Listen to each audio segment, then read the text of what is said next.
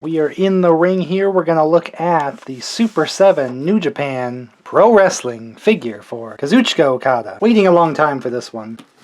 There have been rumblings about these, but I think we need to look at it for ourselves to judge.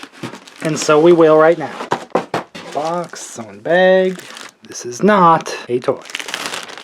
Fancy packaging. I haven't really got Super 7 figures before. This will be my first, so we'll see how that goes, huh? Slide this off. Oh, pretty nice. So packaging, we got the ring, New Japan logo, pretty sparse bio and pic, 6'3". Luckily we have that on the box. We'll compare this figure to some other figures, check out the height and all that. These are 7-inch figures instead of 6-inch like every other wrestling figure. We're just gonna open this up. I gotta show you. Nice box, but meh, let's open it. So he has tons of hands.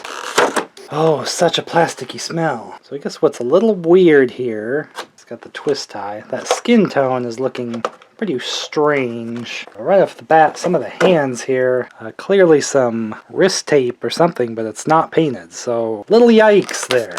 Probably see more yikes here. Here is the money. Okay, not the most detailed of accessories. Spread out stat. Could use some kind of black wash or something to liven this up, because it's pretty lame.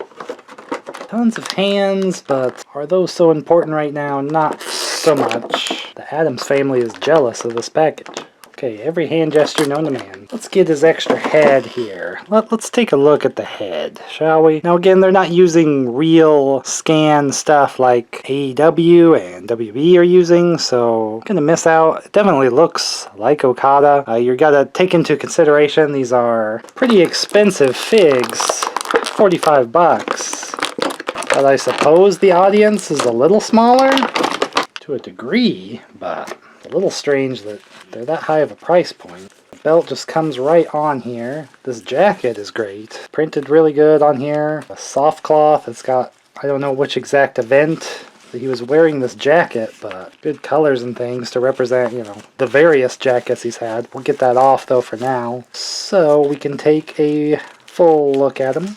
Okay, the pegs are like very tiny and pretty weak there. Not a good sign. Arm's really twisted weird in the package. Got very stiff joints going. This necklace has that kind of black wash effect, and it's a soft one. That's pretty nice for the chain. That does look nice for an accessory versus the pretty terrible looking money.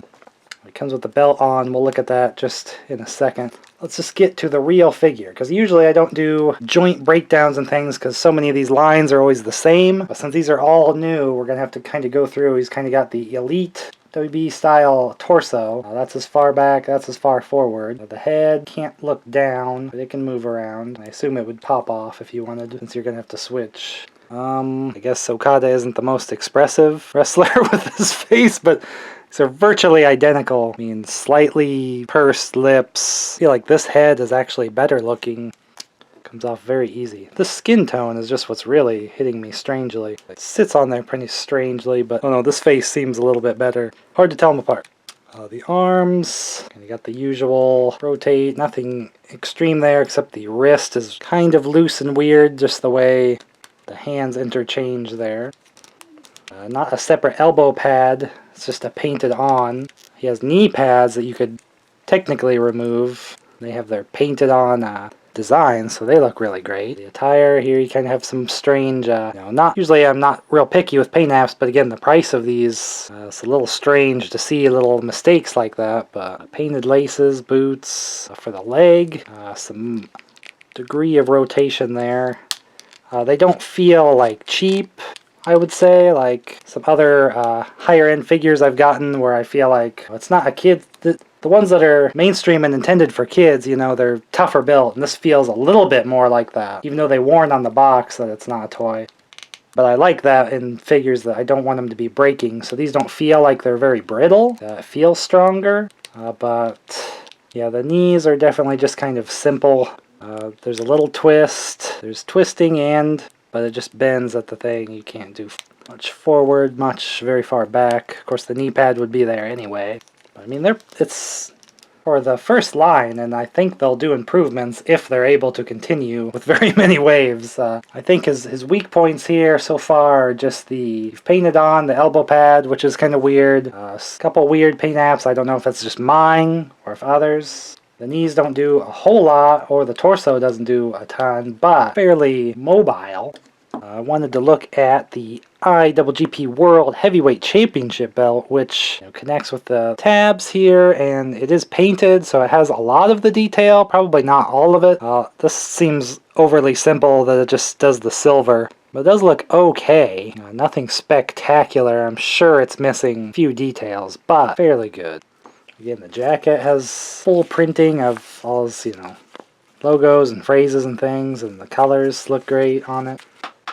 Where I thought these would kind of fail is the size, because they were saying they were 7-inch figures. But we have in WWE Ultimate Shinsuke Nakamura next to Okada. Okada's only 1 inch taller in real life to Nakamura, so actually is sizing up pretty well with the WWE figures. I was worried that they'd be very drastically bigger, but that's actually sizing up pretty well. Here's the AEW Kenny Omega, which Kenny's actually a few more inches shorter. They're a little more equal in height, but that doesn't particularly betray this pair. I mean, these are the guys that were doing the 7-star matches.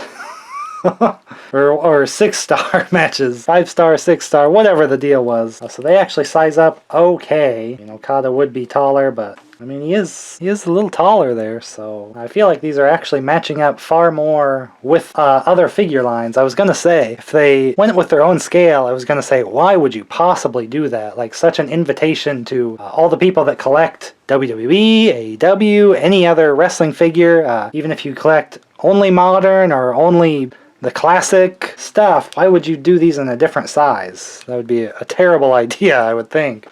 Like the Storm Collectibles Jushin Liger, which Liger is like, I don't know, several inches shorter than Okada, and here he's very huge, but trying to build this kind of New Japan, Japan Pro Wrestling collection, so the Liger figure just kind of, it's like a bonus kind of legend to throw in, but he doesn't size well, but that's kind of the Storm Collectibles' fault than the New Japan Super 7 line. Also, the AEW Rainmaker, kind of Jericho, sizing up pretty well for Okada. Okada's taller for a typical Japanese wrestler. That's why he comes with that heavyweight championship.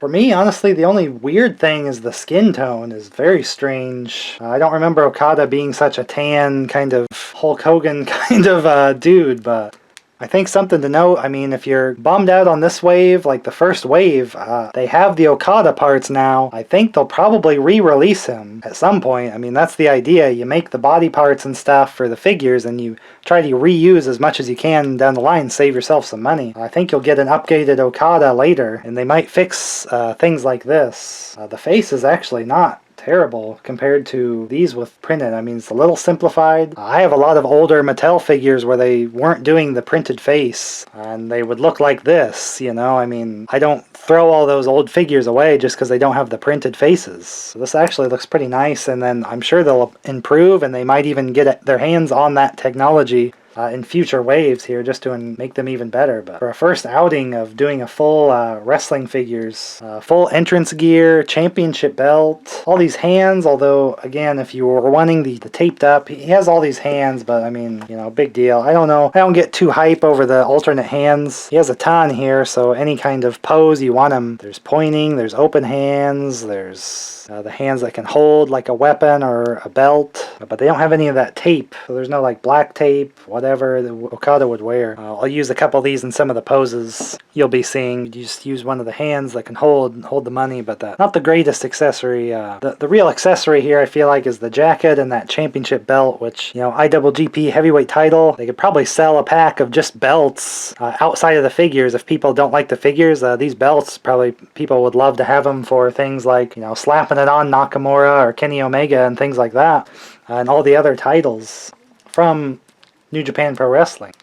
The announcement of this line really inspired me to start kind of a Japan wrestling collection. I already had some things like Ultimo Dragon and Vader and things like that. That was kind of just representing that loosely up in my collection of Japanese wrestling, with which I mostly attribute my fandom to video games like Fire Pro Wrestling and Virtual Pro Wrestling 2 and things.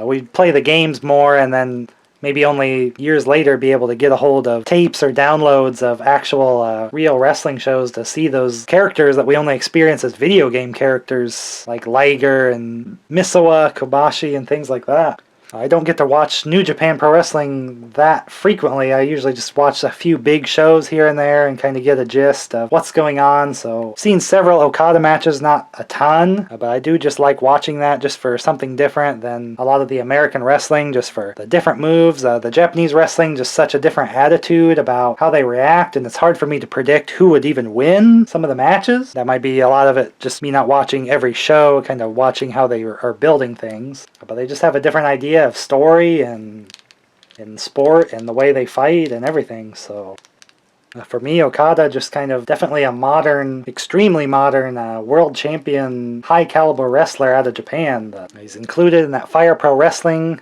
game. You can get the New Japan roster, download it right into the game. He's legit, got his real face and attires and moves, and then there's the move creator where people have made even more of his moves, so he's super fun to play in that game just because he has a lot of his exact moves and things. So honestly, from seeing some not so great pictures of these figures, aside from a few things like weird paint apps or the heads are practically the same face, the skin tone, there's a few weird things, but honestly, with the size matching up a lot better than I thought. Once I have like a collection of the New Japan line, of a couple WB, AEW, where it's all, wrestlers that have all traded around and mixed it up in Japan, it's going to be a pretty awesome collection. I stopped collecting current WWE because it was just kind of losing its interest and fun to me, so I can kind of do some current things with this New Japan kind of / Japanese Pro Wrestling collection that I'm starting here. I'd say this is a great start. You got the IWGP Heavyweight Championship that I can put on so many of these former champs, not even just put it on Okada, since he'll have his really nice jacket to pose him with. Price point is probably what's going to get most people for the way these look.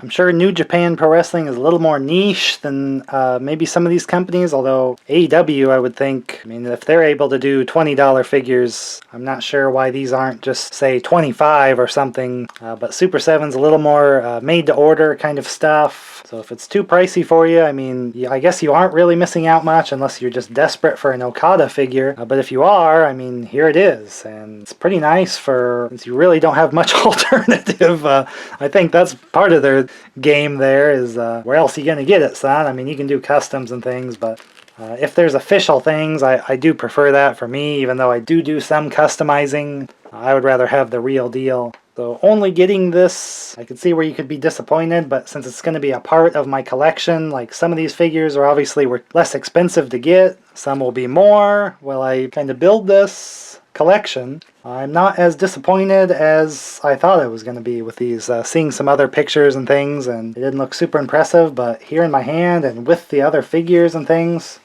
not so bad. I kind of like it. Was it worth the price? Probably it's a little overpriced, I would definitely say. But I bought it because my collection I want to start, and they are providing the figure of the characters that I want. So who's the fool, I guess it's me, but not bad. I think the line will only get better as they go along. They'll learn, and Super 7 sometimes is good about, when there's problems, they'll send out replacement parts, so I don't know, maybe they'll send out finished hands or something at some point if that's an issue that this wave had, or but I don't ever assume anything like that. I just take it for what it is. If it was no good, I'd let you know, but having it in my hand, pretty excited about this line now. I was when they announced it, because the pictures looked absolutely amazing. I suppose on the other end of the spectrum, if they absolutely shamed all these, I would be a little disappointed because they'd be too good, but we don't have that problem. I'll be opening the entire New Japan wave here. Give me time to kind of open them up and get them edited together. It's just me here, opening and editing all the videos, and I think I'll get the wave 2 with the characters there, and we'll look forward to that as well. So for all the pro wrestling figures and all the other figures I open up here, all my collectibles, and I usually don't talk about joint breakdowns and things. I just try to talk about more why you want to have it for your collection and what the importance of the character and things is to you. So all the joints in the world and the look don't mean much if you don't know who Kazuchika Okada is. The Rainmaker. So many more New Japan wrestlers to get.